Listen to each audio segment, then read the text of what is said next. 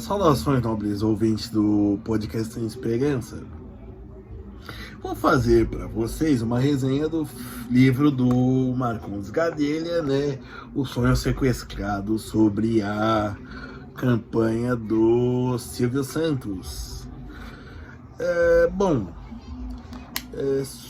Primeiro, sobre o autor, ele é do interior da Paraíba, é um oligarca, a família Gadelha, não tem nenhum grau de parentesco, de ligação direta com a família do namorado da Fátima Bernardi, lembrando que ele é pernambucano, né?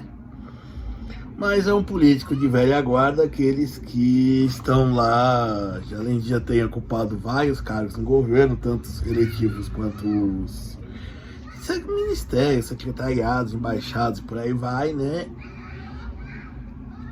Ele continua na política.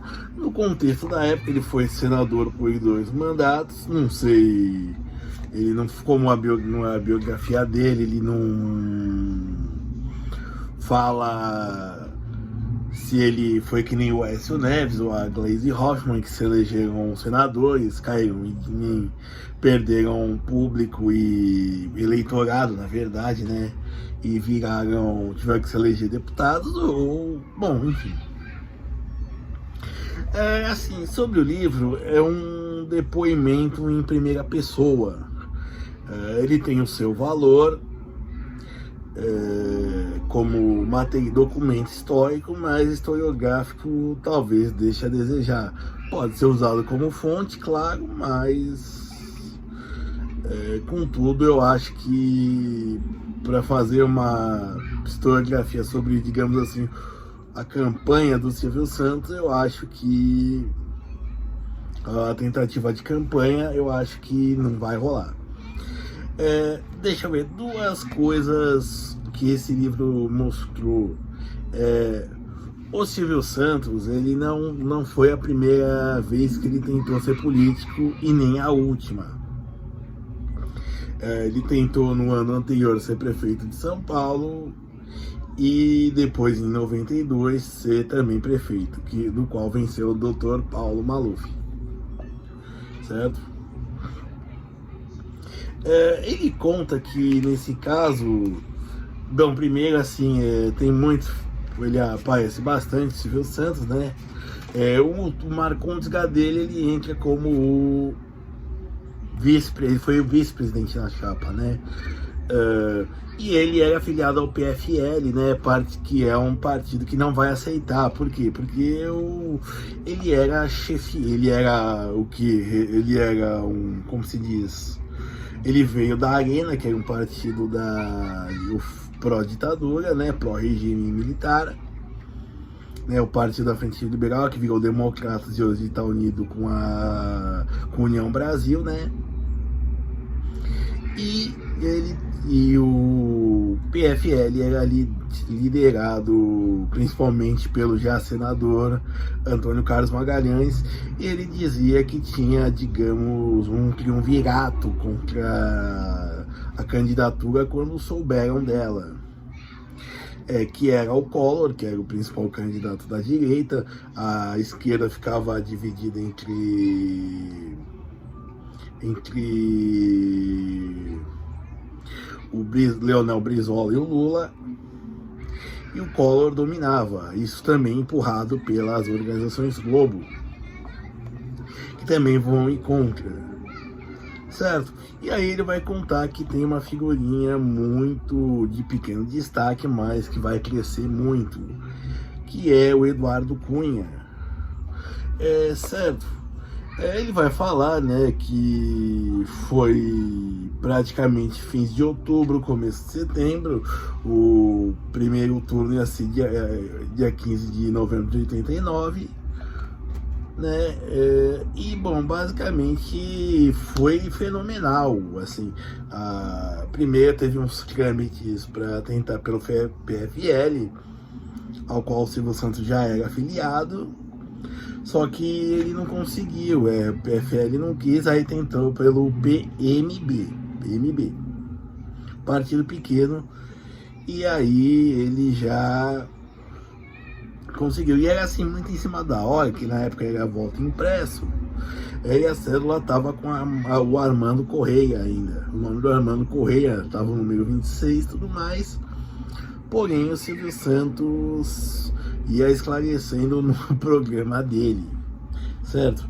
Mas assim, deu pra ver que, assim, ao longo do livro, ele é bem legal, que tem várias fotos, algumas, deixa eu ver se eu acho.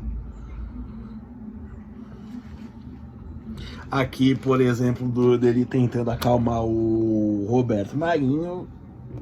Opa! Aqui, né, que eles foram se ver, certo? E aqui, ó, o Silvio Santos no programa, gravando o programa eleitoral, dizendo que deviam votar no Correia. Deixa eu ver se eu acho. Ó, aqui. Ele ensinando. Esse livro é bem ilustrado, certo? E tem assim, tem alguns dados. Aí ele faz um pequeno resumo, certo? Como chama? Deixa eu ver. Dos conflitos. Essa é uma eleição muito interessante. Teve 22 candidaturas. 22 candidaturas. Concorrendo, e isso foi algo muito positivo, certo? Tinha alguns nomes já que viram a ser conhecidos, né? Digamos assim, por exemplo, o Afif, que foi vice do Alckmin, depois foi secretário da Dilma, sendo vice-governador de São Paulo ainda. Mário Covas, que, se não me engano, vocês podem ver no documentário A Greve Virou Manchete, vai estar como senador, junto com o presidente do PT, Zé Dirceu, junto com os grevistas da Manchete São Paulo. Para você ver como, assim, é que eu não acho a página, deixa eu ver se aqui no índice, né?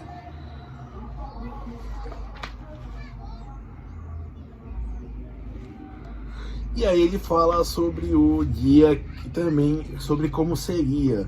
O Silvio Santos, ele não tinha um programa de governo, certo? Para apresentar, entendeu? Mas ele tinha umas intenções, e era basicamente o que? Renda mínima, e investir em construção civil, e não se sabe como abrir frentes de trabalho. Basicamente não seria algo diferente de como chama? De um PAC da vida, né? Não que eu esteja falando mal, certo? E aqui, ó, a lista de candidatos, que é bem legal. Obviamente dá para ver na Wikipédia, mas eu acho que não dá para com tantos dados. E é como eu disse, ó, tem Ronaldo Caiado, o Enéas já tinha se candidatado pela primeira vez. Tinha, para quem diz que a primeira candidata a mulher foi sei lá quem, na verdade tinha uma Lívia Maria Pio, do PN, um partido que nem existe mais. E por aí vai, certo? E assim, se você for ver, vai existir. Se vocês parem para observar, como eu disse, esse livro vão ter nomes de pessoas que estão na política há 30 anos. Uma curiosidade, eu não costumo ler livros de trechos dos livros, né, exceto em shorts ou na área de leitura. Mas eu vou ler uma carta que o Silvio Santos mandou. É engraçado que, conforme eu lia esse livro, quando aparecia o Silvio Santos falando, eu imaginava, eu lia com a voz dele na minha cabeça. Bom, vamos lá. Palavra inicial, carta de Silvio Santos para o autor, São Paulo, 31 de julho de 1920. Meu caro Gadelha, com vários de meus órgãos, incluindo o óbvio que não está funcionando, que não está funcionando há muito tempo, minha memória também, a cada dia que passa, vai se apagando vagarosamente. Este seu livro me lembra de acontecimentos que eu já tinha esquecido e me deixa emocionado a cada página que leio. Considero que estava qualificado para exercer a presidência da República e tenho a certeza de que a equipe que eu escolheria, no mínimo, melhoraria as condições das pessoas mais necessitadas deste país. Parte do povo mais humilde do Brasil, infelizmente, ainda vive debaixo das pontes, em casebres de papelão ou de madeira, onde muitas vezes só tem um prato de feijão para comer e ainda precisa se preocupar com sua saúde e com os remédios que precisa tomar. Minha atuação seria toda voltada para esses temas que tanto afligem a nossa pobre população. Os demais problemas de nosso país seriam enfrentados também pelo presidente Silvio Santos, mas preservada sempre a prioridade dada à habitação e à saúde. Você, com seu talento de escritor e generosidade de amigo, me deixou por diversos momentos com lágrimas de saudade e emoção ao trazer de volta aqueles compromissos. Hoje, com 90 anos, me pergunto se teria sido bom para mim, para minha família, para minha televisão e para as pessoas que gostam de mim ter colocado a faixa verde e amarela que estampa a capa deste excelente livro. Sei, porém, que teria sido bom para a causa, e isso me basta. O desafio, então, estava aceito em qualquer circunstância. Afetuoso abraço, Silvio Santos. E é isso, pessoal. Para terminar, é um livro muito bom e é um documento histórico, eu acredito. E um momento onde dá para se ver que foi orquestrado pela parte da Globo, né? Orquestrou isso porque o Roberto Marinho expendeu dinheiro, o Antônio Carlos Magalhães expendeu dinheiro, a família Collor expendeu dinheiro com isso, e mais uma série de outros apostadores, além de também ter uma ideia de ter gente que acreditava realmente na causa, tanto da esquerda quanto da direita, de uma presidência democrática pós-ditadura, certo? E que o Silvio Santos traria, num certo sentido, uma ideia de uma volta aos antigos populismos, digamos assim, como por exemplo tinha e aí eu tô fazendo uma menção minha, como por exemplo o Jânio Quadros, que vinha com um sanduíche de mortadela, pegava um domingo, batizava uma centena de filhos de pobres, para converter em eleitores, né?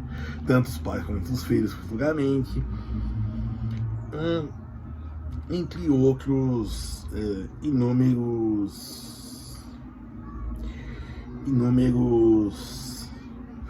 causos. Também tinha a questão do Roberto Marinho de ter, por exemplo, um empregado, um ex-subalterno, se tornando presidente da República.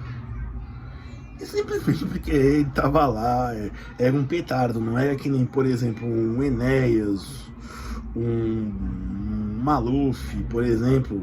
Por mais que o Maluf até fosse competitivo, ele não ia chegar lá, não atrapalhava, assim, aquele negócio, somente quando você trabalha com pesquisas, você não joga, você joga com quem aparece estar ganhando, né? E o Silvio Santos vinha para bagunçar esse horário eleitoral, certo? Pessoal, sobre esse livro, curiosamente eu comprei uma série de outros livros e esse me veio de graça, mas de qualquer forma fica a minha recomendação, é muito bom. Obrigado.